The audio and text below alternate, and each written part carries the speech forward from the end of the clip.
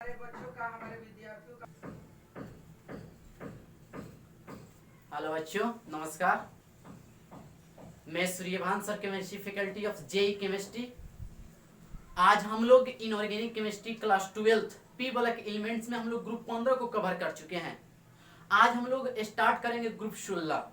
Group 16 को oxygen family के नाम से भी जाना जाता है, ठीक है ना। और इसमें ग्रुप 16 में कौन कौन से एलिमेंट्स है, तो आपका ऑक्सीजन है, सल्फर है, सेलेनियम, टेलोरियम और पोलेनियम है, ठीक है ना। ऑक्सीजन, सल्फर और सेलेनियम जो तीनों होता है, ये मेरे दोस्त नॉन मेटल होता है, माने अधातु होता है, क्लियर। और ये टी जो है ये मेटलवाइड्स होता है, उपधातु होता है। और ये जो पोलेनियम पीओ होता है यह धातु होता है। तो ये ग्रुप 16 के एलिमेंट्स होते हैं। इसको याद करने का ट्रिक भी हम लोग सीख चुके हैं कि ओरिजिनल स्टाइल से टीपो, ओरिजिनल स्टाइल से टीपो, या ओ सनम सिकवा तेरे प्यार में, या ऐसे बोल सकते हैं ओ सनम से तेरा पोल खोल दूंगा। बहुत सारा इसका टेक्निक होता है अपना याद करने का, आप कैसे भी याद कर सकते हैं। अब इसमें रही बात कि इसको कैसे याद रखे सर जी, कि ये तीनों होता है जो नॉन मेटल अधातु होता है, ये जो होता है उपधातु। सबसे महत्वपूर्ण तो ये है, ये उपधातु मेटलवाइड्स को कैसे याद रखे, और ये जो होता है मेटल धातु होता है। पूरे पीरियोडिक टेबल में कहा जाए तो 80% धातु है, 80% क्या है धातु, और 20% में उपधातु और क्या है अधातु है, क्लियर। अब देखिए इतना जो आपको एलिमेंट्स दिखाई दे रहा है, boron, silicon, germanium, arsenic, antimony, टेलेरियम, astatine, ये जो एलिमेंट्स है 1 2 3 4 5 6 7, ये पूरे पीरियोडिक टेबल जितना भी 118 एलिमेंट्स है, यही 7 एलिमेंट जो है उपधातु के कैटेगरी में आते हैं। यही क्या होते हैं, यही उपधातु होते हैं। यही क्या होते हैं, मेटलवाइड्स होते हैं, मेटलवाइड्स होते हैं। मात्र ये 7 ही एलिमेंट्स है जो मेटलवाइड्स होते हैं। तो इसको याद करना कंपलसरी है। क्यों कंपलसरी, आपसे क्वेश्चन पूछा जा सकता है कि निम्न में कौन उपधातु है, माने कि मेटलवाइड्स है। अब इसको याद करना है, तो याद करने के टेक्निक भी इसको आप कर सकते हैं। क्या कैसे टेक्निक्स है, ध्यान दीजिएगा। बालिका, सीता, गीता, ऐश्वर्या, बालिका, सीता, गीता, ऐश्वर्या सब ट्यूशन आते हैं। इसको याद करने के ट्रिक्स हम लिख दे रहे हैं। बोरॉन माने कि बालिका,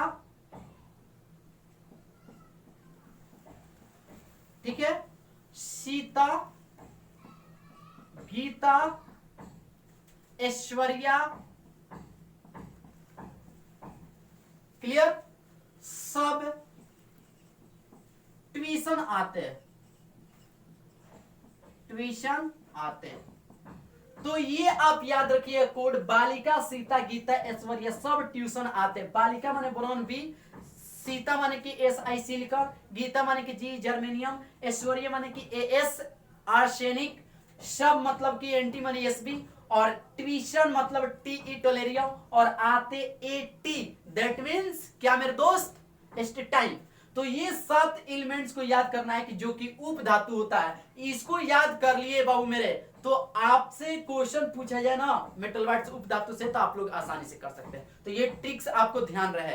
अब देखो कैसे इसमें ध्यान रहेगा आपका।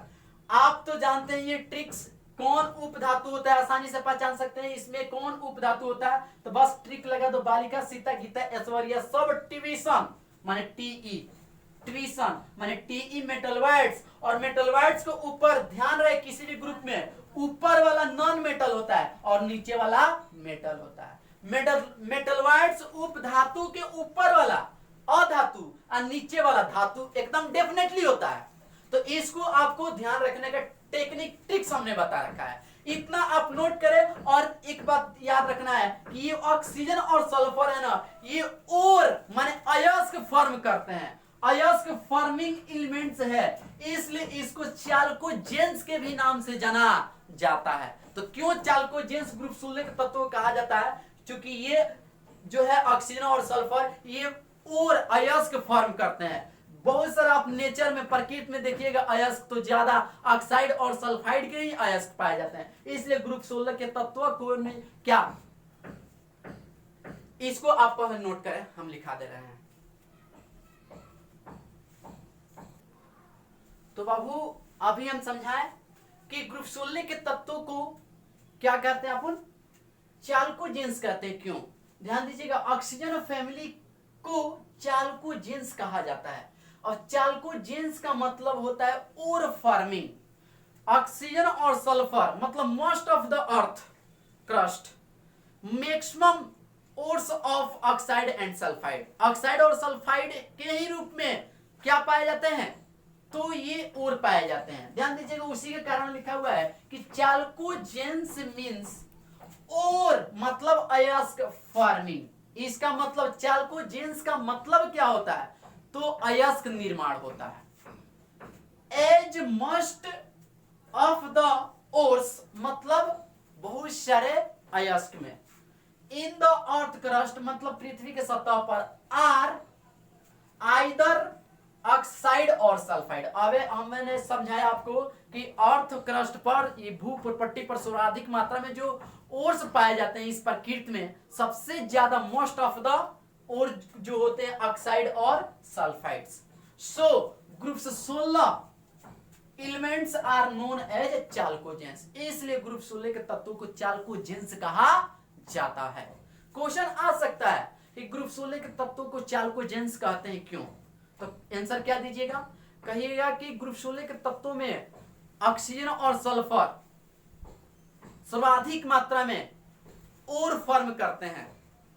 सबसे पहले तो ये स्टेटमेंट लिखना है, क्वेश्चन आ जाए एग्जाम में कि ग्रुप 16 के तत्वों को या ऑक्सीजन परिवार के तत्वों को चाल्कोजेंस के नाम से जाना जाता है, कारण बताइए या क्यों। तो पहला लाइन आपका होगा कि चाल्कोजेंस का अर्थ होता है, ठीक है ना, चाल्कोजेंस का अर्थ होता है और फार्मिंग माने अयस्क निर्माण। क्योंकि ग्रुप 16 के तत्वों में ऑक्सीजन और सल्फर पूरे भूपटल पर सर्वाधिक मात्रा में अयस्क फॉर्म करते हैं। मोस्ट ऑफ मतलब ज्यादा अधिक मात्रा में अयस्क ऑक्साइड और सल्फाइड होते हैं, इसलिए ग्रुप 16 के तत्वों को चाल्कोजेंस के नाम से जाना जाता है। तो आप इसको नोट कर सकते हैं, वीडियो को पॉज करके हम देखेंगे एटॉमिक रेडियस, या इसका आप शॉर्ट स्पिन ले सकते हैं। ध्यान दीजिएगा, अब नेक्स्ट प्रॉपर्टीज पर आते हैं, एटॉमिक रेडियस पर। ग्रुप 16 के तत्व जो हैं उनके एटॉमिक रेडियस क्या है, चलिए हम लोग फर्स्ट प्रॉपर्टीज देखते हैं, एटॉमिक रेडियस। एटॉमिक रेडियस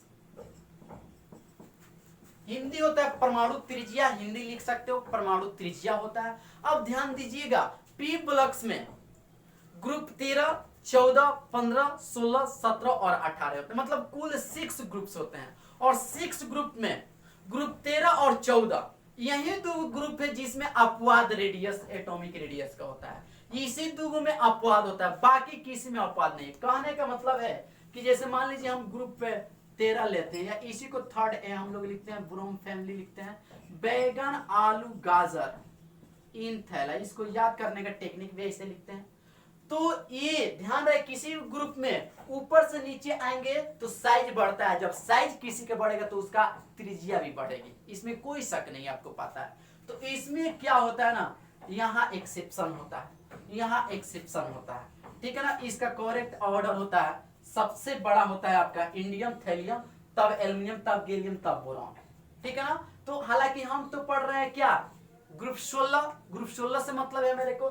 इसी प्रकार हम ले ले ग्रुप 14 का, या फोर्थ ए, इसी को लिखते हैं, जिसको याद करने का ट्रिक हम लोग जानते हैं, चंद्रभान सर जनरल साइंस पढ़ाते हैं। इसमें यहाँ एक्सेप्शन होता है, इसमें यहाँ एक्सेप्शन होता है, बस यही दो ग्रुप में अपवाद होता है। इसके बाद ग्रुप ऑक्सीजन फैमिली आ जाए, नाइट्रोजन फैमिली आ जाए, हेलोजन फैमिली आ जाए, इनर्ट गैस आ जाए, किसी में एक्सेप्शन नहीं होता है। चाहे आपका नाइट्रोजन ग्रुप 15 आ जाए, नाना पार्टिकल ऐश्वर्या सब बीमार, ठीक है ना। ये ग्रुप 16 हो गया आपका, या आपका आ जाए मेरे भाई ग्रुप, ये ग्रुप 15 हुआ, ठीक है ना, ग्रुप 15, ग्रुप 16 आ जाए ओरिजिनल स्टाइल से टीपो। ऐसा ही ग्रुप 17 मेरे दोस्त आ जाए, फिर कल बारात आई एटोमेटिक। ग्रुप 18 या इसी को जीरो वर्ग कहा जाता है ना, अगर कर जीरो रन आउट। तीनों ग्रुप में हम लोग ऊपर से नीचे आएंगे तो एटॉमिक रेडियस जो होगा बढ़ेगा। एटॉमिक रेडियस क्या होगा? बढ़ेगा। आप इतना नोट कर सकते हो। और इसके ऑर्डर की बात करें, ग्रुप 16 हम लोग पढ़ रहे हैं, तो इसका एटॉमिक रेडियस की बात करें कि इसका एटॉमिक रेडियस का ऑर्डर क्या होगा? ओरिजिनल स्टाइल से टीपू, तो सबसे बड़ा होगा ये, तब ये, तब ये, तब ये तीनों में तो कहीं अपवाद नहीं है, चारों में बस यही अपवाद है। क्लियर ना? कंफ्यूजन तो नहीं है? हमको इससे मतलब 12th में ये पढ़ना है, तो आप इसको नोट कर सकते हो और इसके नीचे लिख सकते हो कि डाउन द ग्रुप, माने डाउन द ग्रुप मतलब ऊपर से नीचे, ग्रुप में ऊपर से नीचे आने पर एटॉमिक रेडियस बढ़ता है, तो लिखेंगे down the group, down the group atomic radius increase. ये एरो के निशान ऊपर मतलब बढ़ेगा, क्योंकि इसका साइज बढ़ेगा। ये इतना बड़ा है तो नीचे आएंगे तो इससे बड़ा हो जाएगी, नीचे आएंगे तो और बड़ा हो जाएगा, नीचे आएंगे तो इससे और बड़ा हो जाएगा। तो आप यदि रेडियस का मापिएगा तो जाहिर सी बात है साइज बढ़ रहा है, साइज जैसे जैसे बढ़ रहा है तो इसका रेडियस भी बढ़ रहा है। देखिए बढ़ रहा है ना, तो उसी प्रकार इसको आप नोट करिए, ठीक है ना। एटॉमिक रेडियस हम लोग देख लीजिए। तो बच्चों नेक्स्ट हम लोग प्रॉपर्टीज देख रहे हैं, आयोनाइजेशन एनर्जी, आयनन ऊर्जा, और इसको संक्षेप में आईई लिखते हैं। आयनाइजेशन एनर्जी ध्यान दीजिएगा, जैसे जैसे साइज बढ़ता है तो आयनाइजेशन एनर्जी वैसे वैसे कम होता है। मतलब साइज और आयनाइजेशन एनर्जी एक दूसरे के इनवर्सली प्रोपोर्शनल होता है। कहने का मतलब है कि यदि साइज बढ़ेगा तो आयनाइजेशन एनर्जी घटेगा। बेसिकली हम लोग जानते हैं कि वर्ग ऊपर से नीचे आएंगे तो atomic radius, that means size बढ़ेगा, और जब साइज बढ़ेगा तो आयनाइजेशन एनर्जी घटेगा। तो यही ऑर्डर हो जाएगा इसका आयनाइजेशन एनर्जी का, ओरिजिनल स्टाइल से टीपो। तो साइज इधर बढ़ेगा तो आयनाइजेशन एनर्जी इधर बढ़ेगा। सबसे ज्यादा सर्वाधिक आयनाइजेशन एनर्जी ऑक्सीजन का, देन सल्फर, देन सेलेनियम, टेलोनियम और पोलोनियम। तो इसमें आप लोग हिंदी में लिख सकते हैं कि वर्ग में ऊपर से नीचे आने के पर साइज बढ़ता है, जिसके कारण आयनन ऊर्जा का मान घटते जाता है। इसको लिख सकते हैं, या रिलेशन से क्लियर हो रहा है, स्पष्ट ना। ये सारी चीजें पीरियोडिक प्रॉपर्टीज में हम लोग 11th में सब कवर किए हैं, केमिकल बॉन्डिंग में सब कवर किए हैं। अब हम लोग देखेंगे बड़ा ही इंपॉर्टेंट, बहुत ही इंपॉर्टेंट, इलेक्ट्रॉन एफिनिटी, इलेक्ट्रॉन बंधुता। इलेक्ट्रॉन बंधुता किस ग्रुप का भाई? तो ग्रुप 16 का, ओरिजिनल स्टाइल से टीपू। अब देखिए ध्यान दीजिएगा, ये जो होता है ऑक्सीजन, ये सेकेंड पीरियड का होता है, ये थर्ड पीरियड का होता है, ये फोर्थ पीरियड का होता है, ये 5 पीरियड का होता है, और ये 6 पीरियड का। मतलब जैसे जैसे हम लोग वर्ग में ऊपर से नीचे आएंगे तो सबसे छोटा ये होगा, इससे बड़ा ये होगा, इससे बड़ा ये होगा, इससे बड़ा ये होगा, इससे बड़ा ये होगा, मतलब साइज बढ़ेगा। इलेक्ट्रॉन एफिनिटी और आयनाइजेशन एनर्जी। आयनाइजेशन एनर्जी का मतलब होता है कि किसी एटम से उसके बाहरी कक्षा से इलेक्ट्रॉन निकालना। इलेक्ट्रॉन निकालने में जो, इसको इलेक्ट्रॉन निकालने में जो एनर्जी लगेगी उसको आयनाइजेशन एनर्जी कहते हैं। ये सारी चीजें हम लोग बेसिक जानते हैं। अब देखिए इलेक्ट्रॉन एफिनिटी क्या होता है। तो किसी कोई एटम हमारे पास है और इसमें इनफिनाइट पर इलेक्ट्रॉन है, इसको इसमें जोड़ना इलेक्ट्रॉन एफिनिटी कहलाता है। मतलब ये पॉजिटिव ये निगेटिव अट्रैक्शन होगा, यही क्षमता इलेक्ट्रॉन एफिनिटी होता है। ये सारी चीजें हम लोग सीख चुके हैं, पढ़ चुके हैं, क्लियर ना। ये सब जितने भी टर्म आ रहे हैं, अब ध्यान दीजिएगा इलेक्ट्रॉन एफिनिटी, इलेक्ट्रॉन बंधुता। जाहिर सी बात है ये सेकेंड, थर्ड, फोर्थ, 5, 6 पीरियड का है। जैसे जैसे हम नीचे जा रहे हैं साइज बढ़ रहा है। अच्छा ये बताइए, इसमें 8 इलेक्ट्रॉन, इसका वायलेंस इलेक्ट्रॉन की बात करें तो 6, सबका वायलेंस इलेक्ट्रॉन 6 होता है। इसमें 6 इलेक्ट्रॉन, इसमें भी 6 इलेक्ट्रॉन, इसमें भी 6, इसमें 6, इसमें भी 6 वायलेंस इलेक्ट्रॉन।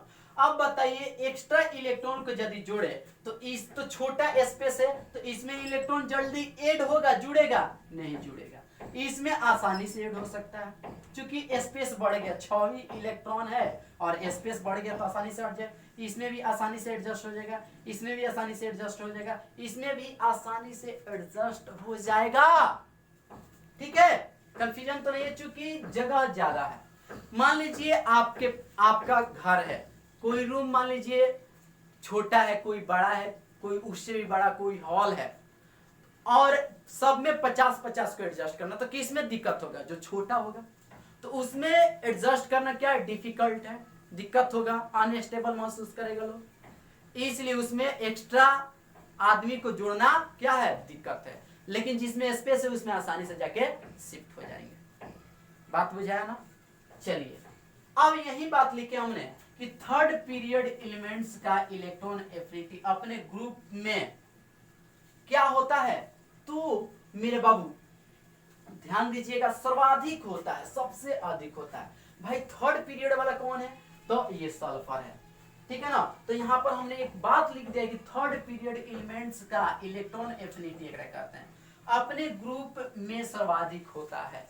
थर्ड पीरियड वाला कौन है भाई, इलेक्ट्रॉन एफिनिटी की ऑर्डर की बात करें तो सबसे आसानी से किसमें शिफ्ट हो जाएगा, थर्ड पीरियड वाला में। तो सबसे ज्यादा इलेक्ट्रॉन एफिनिटी सल्फर का होगा, उसके बाद सेलेनियम का होता है, उसके बाद टेलोरियम, उसके बाद पोलेनियम, सबसे कम ऑक्सीजन का होता है। ये इंपॉर्टेंट ऑर्डर है, कई बार कंपटीशन के एग्जाम में पूछा जा चुका है इलेक्ट्रॉन एफिनिटी का ऑर्डर। ध्यान दीजिएगा, ये ऑर्डर आपको ध्यान रहे, सबसे कम इलेक्ट्रॉन एफिनिटी ऑक्सीजन का होता है। क्यों, क्योंकि इसमें स्पेस बहुत कम है, छोटा है, तो अलग से इलेक्ट्रॉन को इसमें जुड़ना आसान नहीं है, जुड़ने नहीं देगा। जब आपका रूम छोटा रहेगा तो उसमें एक्स्ट्रा पर्सन को आप उसमें रख सकते हैं, शिफ्ट कर सकते हैं, नहीं कर सकते, वही कहानी है इससे। अब क्वेश्चन उठता है, क्वेश्चन ये उठता है मेरे दोस्त कि ऑक्सीजन का इलेक्ट्रॉन बंधुता सल्फर से कम होता है क्यों, या ऑक्सीजन के इलेक्ट्रॉन बंधुता का मान पूरे ग्रुप 16 के अन्य एलिमेंट से कम होता है क्यों, या सल्फर का इलेक्ट्रॉन बंधुता का मान ऑक्सीजन से सर्वाधिक होता है क्यों। यहां पर ये क्वेश्चन जनरेट होता है और बिहार बोर्ड में ये क्वेश्चन भी आ गया है सब्जेक्टिव के रूप में। क्लियर। तो इस क्वेश्चन को हम लोग समझेंगे, कैसे समझेंगे, तो इसको ग्रुप 17 में भी हमको पढ़ना है कि कोलिन के इलेक्ट्रॉन बंधुता का मान फ्लोरीन से अधिक होता है क्यों।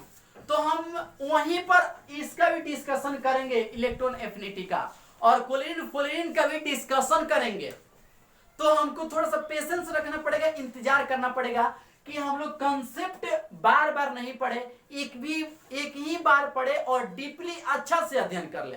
तो हमको थोड़ा सा इंतजार करना पड़ेगा। किस क्वेश्चन के लिए इंतजार करना पड़ेगा, तो सल्फर के इलेक्ट्रॉन बंधुता का मान ऑक्सीजन से ज्यादा होता है क्यों, या ऑक्सीजन के इलेक्ट्रॉन बंधुता का मान सल्फर से कम होता है क्यों, या ऑक्सीजन के इलेक्ट्रॉन बंधुता का मान अन्य ग्रुप में अन्य एलिमेंट्स के तुलना में क्या कम होता है क्यों। तो ये थोड़ा सा इंतजार करना पड़ेगा। ग्रुप 17 में हम लोग वहां पर डिटेल्स में पढ़ेंगे इलेक्ट्रॉन एफिनिटी, क्योंकि वहां महत्वपूर्ण है, बहुत सारे फैक्टर भी हम लोग सीखेंगे। तो इतना आप नोट करें, ऑर्डर आप लिख सकते हैं, ऑर्डर को ध्यान में रखना है। तो बाबू अब हम लोग देख रहे हैं नेक्स्ट, इलेक्ट्रॉन नेगेटिविटी, विद्युत ऋणात्मकता। किसी भी ग्रुप में ऊपर से नीचे जाने पर इलेक्ट्रॉन नेगेटिविटी घटता है, कोई भी ग्रुप हो, इसमें कोई अपवाद होता ही नहीं है। ग्रुप में हम लोग ऊपर से नीचे आएंगे तो लगातार इलेक्ट्रॉन नेगेटिविटी का मान घटता है। जैसे हम लोग इलेक्ट्रॉन नेगेटिविटी का ऑर्डर देखते हैं ग्रुप 16 का, ओरिजिनल स्टाइल से T4, माने ऊपर से ये नीचे जा रहा है तो इलेक्ट्रॉन नेगेटिविटी घटेगा, माने कि सबसे ज्यादा ऑक्सीजन का, तब सल्फर, तब सेलेनियम, तब टेलोरियम, तब पोलेनियम का होगा। ठीक है। नेक्स्ट देखिए, hydride of oxygen family, oxygen परिवार के हाइड्राइड। ध्यान रहे, ऑक्सीजन फैमिली के सभी तत्व हाइड्राइड बनाते हैं। हाइड्राइड मतलब हाइड्रोजन के साथ अभिक्रिया करते हैं। किस प्रकार के हाइड्राइड बनाते हैं, तो मेरे बाबू H2E प्रकार के हाइड्राइड बनाते हैं। अब यहां पर H2E होता है एलिमेंट्स ऑफ ग्रुप 16, ग्रुप 16 के तत्व E के जगह पर, जैसे E के जगह पर ऑक्सीजन लेते हैं तो H2O, ठीक है ना। ऐसा ही H2S, H2SE, H2TE, H2PO, original style से TPO।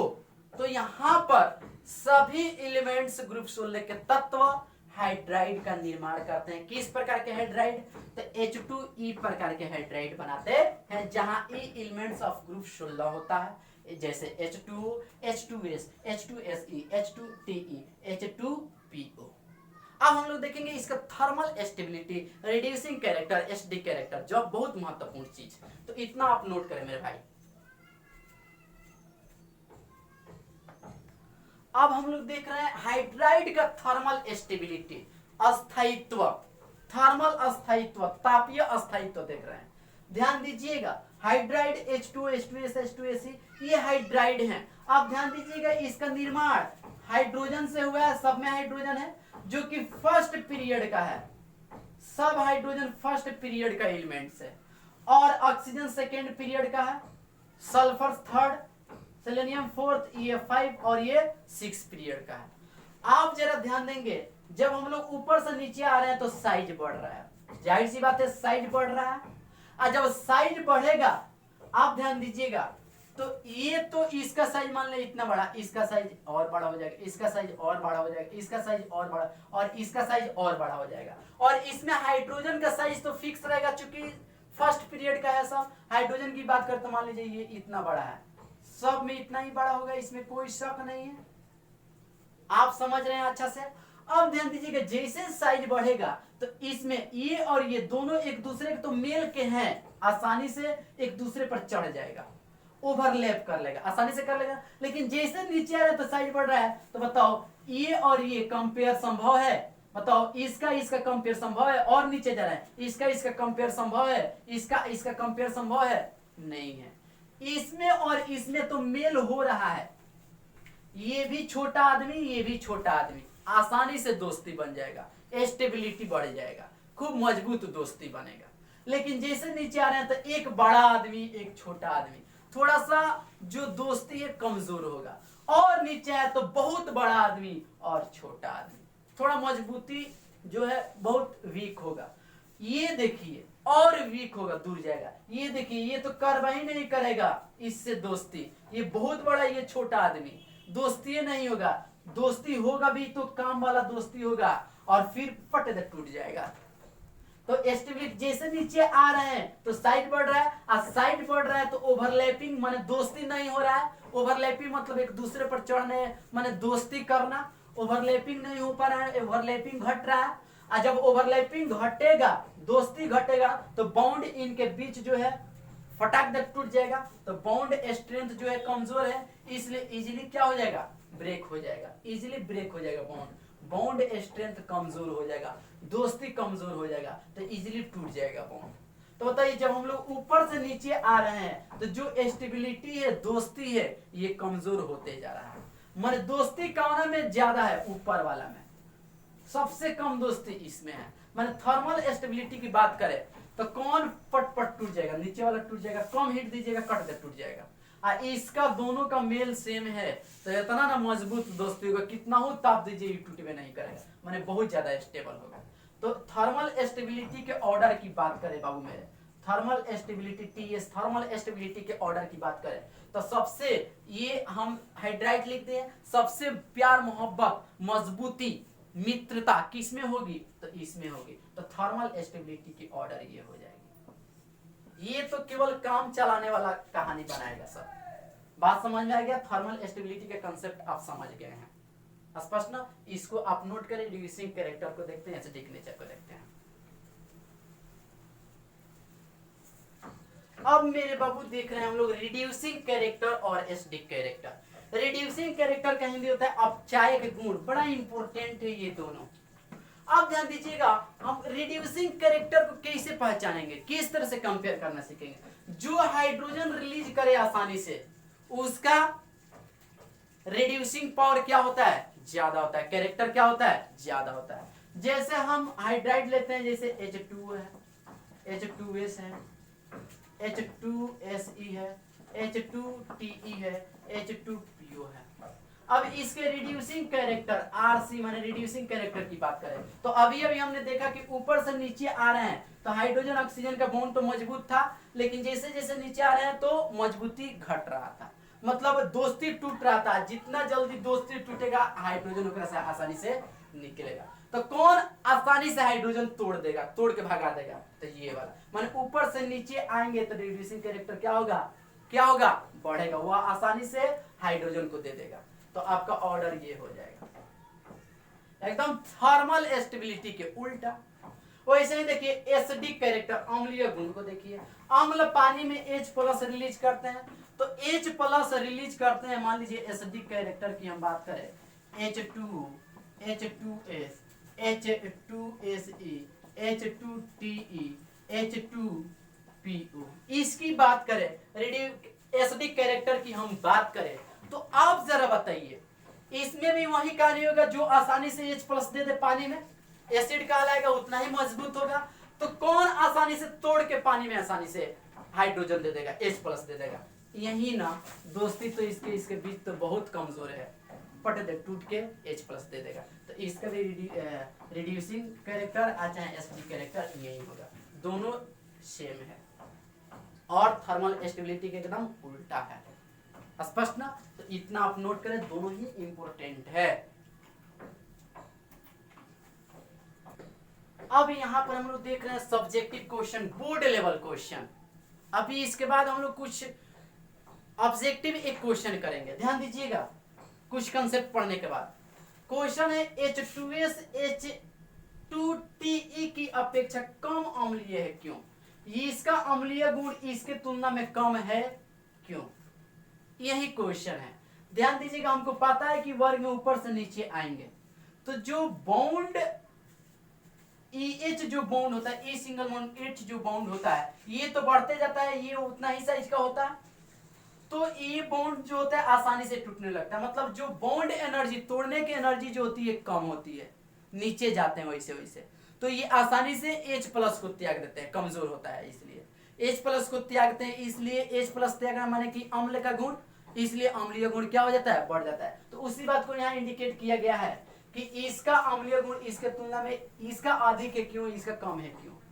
ठीक है ना? तो यहाँ पर लिखा गया कि वर्ग में नीचे की ओर आने पर बंध, तो कौन बाउंड, बंध माने कि bound, E single bound H, वियोजन मतलब टूटना, एंथैल्पी में कमी आने के कारण ये आसानी से H+ आयन प्रदान कर देते हैं, इसलिए अतः अम्लीय गुण में वृद्धि होती है। अब ध्यान दीजिएगा, जैसे जैसे हम लोग ऊपर से नीचे आएंगे तो E सिंगल बॉन्ड H है जो, वह क्या होगा, आसानी से टूटेगा, माने जो बॉन्ड एनर्जी वह कम होगा। क्या होगा? कम होगा। बंध वियोजन जो एंथैल्पी है वो क्या होगा, उसमें कमी आएगी, और जब कमी आएगी तो आसानी से टूट जाएगा, ये आसानी से H+ दे देगा, प्रदान करेगा। इसलिए जब H+ देगा माने कि अतः अम्लीय गुण में क्या होगी, वृद्धि होगी। तो ये बहुत इंपॉर्टेंट क्वेश्चन है आपके बोर्ड के व्यू से, ठीक है ना? 2 नंबर के क्वेश्चन पूछे जा सकते हैं, इसको आप नोट कर ले, कंसेप्ट तो समझ गए हैं। अब हम लोग देख रहे हैं halides of oxygen family, oxygen परिवार के हैलाइड्स। ध्यान रहे, ओनली मतलब केवल ऑक्सीजन एंड सल्फर, ग्रुप 16 में केवल ऑक्सीजन और सल्फर फॉर्म डाइहैलाइड, केवल ऑक्सीजन और सल्फर ही डाइहैलाइड का निर्माण करते हैं। डाइहैलाइड मतलब जिसमें हाइड्रोजन परमाणु कितना हो, 2 हो। जैसे एग्जांपल O2F2, क्या मेरे दोस्त, O2F2, तो ऑक्सीजन और सल्फर ही केवल डाइहैलाइड बनाते हैं। O2F2, H2F2, S2Cl2, S2Br2, देखिए केवल ऑक्सीजन सल्फर है। इनके अलावे Se2Cl2 की बात करें तो ये एग्जिस्ट करता है, फ्रिक्शन बहुत कम समय के लिए एग्जिस्ट करता है, ये डाइमर हो जाता है SeCl4 में और सल्फर में, इसमें इस रूप में ये चेंज कर जाता है, ये मतलब स्टेबल नहीं होता है। तो यहाँ पर क्वेश्चन पूछा जाता है कि Se2Cl2 does not exist, why? क्यों नहीं Se2Cl2 एग्जिस्ट करता है? क्यों? क्योंकि ये आसानी से डाइमर फॉर्म कर लेते हैं। इनका साइज जैसे वर्ग में ऊपर से नीचे आते हैं तो साइज बढ़ता है, और साइज बढ़ेगा तो बॉन्ड कमजोर होगा, जिसकी वजह से क्या हो जाता है, ये एग्जिस्ट नहीं करता है, डाइमर के रूप में फॉर्म कर लेता है। तो आप इसको नोट करें। हम लोग क्वेश्चन को देखते हैं अब। तो बच्चों यहाँ पर क्वेश्चन है, क्या क्वेश्चन है, why Se2Cl2 does not exist, मतलब ऑक्सीजन और सल्फर ही केवल डाइहैलाइड बनाता है, क्यों नहीं सेलेनियम बनाता है, क्यों नहीं टेलरियम बनाता है, क्यों नहीं पोलोनियम बनाता है? ये क्वेश्चन है। इसको हिंदी में लिख सकते हैं Se2Cl2 का अस्तित्व नहीं है, क्यों? क्वेश्चन पूछा जा सकता है, ध्यान दीजिएगा। वर्ग में नीचे आने पर साइज बढ़ने के कारण, जाहिर सी बात है वर्ग में ऊपर से नीचे आ रहा है तो साइज लगातार बढ़ते जा रहा है। जब साइज बढ़ेगा तो ओवरलैपिंग अच्छा से नहीं होगा, ओवरलैपिंग अच्छा से नहीं होगा। सो इसलिए Fe2Cl2 एग्जिस्ट नहीं करता है और डाइमर फॉर्म में चेंज कर जाता है, परिवर्तित हो जाता है। जैसे Se2Cl2 ये अनस्टेबल होता है, एग्जिस्ट नहीं करता है। यही चीज ये किस में बदल जाता है? SeCl4 में और सल्फर में। यहाँ पर इसका ऑक्सीडेशन स्टेट की बात करें तो +4 और यहाँ पर 0 और यहाँ पर +1। तो ये +1 से +4 जा रहा है और +1 से 0 भी जा रहा है, मतलब बढ़ रहा है तो ऑक्सीडेशन और इसका ऑक्सीडेशन स्टेट घट भी रहा है तो रिडक्शन। जिस प्रोसेस को, रिएक्शन को हम लोग डिस्प्रोपोर्शनेशन रिएक्शन कहते हैं। इसी का एक ऑब्जेक्टिव सुपर एग्जांपल लेते हैं, उसके बाद क्लास को ओवर करेंगे। नोट करें तो बाबू मेरे यहाँ पर सुपर एग्जांपल्स लिए हैं कि which of the following undergoes disproportionate reaction. Disproportionation का मतलब होता है, डिस्प्रोपोर्शनेशन रिएक्शन का मतलब होता है मेरे बाबू जिसमें ऑक्सीडेशन का भी प्रक्रिया हो और प्लस रिडक्शन का भी। एक ही पदार्थ का ऑक्सीडेशन हो और उसी का रिडक्शन हो तो इस प्रोसेस को हम लोग डिस्प्रोपोर्शनेट रिएक्शन कहते हैं। जैसे H3PO3 है एग्जाम ऑप्शन में, H3PO4 है, H3PO2 है, Se2Cl2 है। तो अभी Se2Cl2 को देखे हैं Se में, SeCl4 में और Se में बदला, 0 ऑक्सीडेशन स्टेट +4 और ये +1 में होता है। तो यहां से देखिए ऑक्सीडेशन हुआ है, चूंकि +1 से +4 बढ़ा है ऑक्सीडेशन स्टेट। यहां देखिए +1 से 0 गया है, माने रिडक्शन हुआ है, रिडक्शन हुआ है। तो आप कहिएगा कि सर जी यहाँ ऑक्सीडेशन भी हो रहा है, रिडक्शन भी होगा, तो ये डिस्प्रोपोर्शनेट रिएक्शन है। बिल्कुल है, ऑप्शन ये हो जाएगा, इसमें कोई शक नहीं है। अभी हम लोग देखे दिए। H3PO3 की बात करें तो आपको याद होगा हीटिंग इफेक्ट ऑक्सी एसिड देखे थे, जब इसको हीट किए थे तो हायर ऑक्सीडेशन स्टेट में ये गया था और PH3 बनाता है। मतलब इंटरमीडिएट ऑक्सीडेशन स्टेट वाला जितना भी एसिड होगा फास्फोरस को, उसको हीट करेंगे तो हायर ऑक्सीडेशन स्टेट वाला एसिड माने कि H3PO4 में जाएगा और PH3 बनेगा। इसमें इसका ऑक्सीडेशन स्टेट -3 होता है, इसमें +5 होता है और यहाँ पर चेक करेंगे तो +3 होता है। तो 3 से 5 गया है माने ऑक्सीडेशन और +3 से -3 गया है माने घटा है रिडक्शन। तो ऑप्शन ये भी हो जाएगा, चूंकि इसमें ऑक्सीडेशन भी हो रहा है और रिडक्शन भी हो रहा है, इसलिए डिस्प्रोपोर्शनेट रिएक्शन है। चलिए इसका बात करें H3PO4, बिल्कुल इस पर हीट डालिएगा, ये तो खुद है हाईएस्ट ऑक्सीडेशन स्टेट में है तो ये जाएगा नहीं, ठीक है। इसके बात करें H3PO4, ये भी इंटरमीडिएट है, ये भी क्या देगा? यही चीज प्रोडक्ट देगा, H3PO4 PH3 देगा।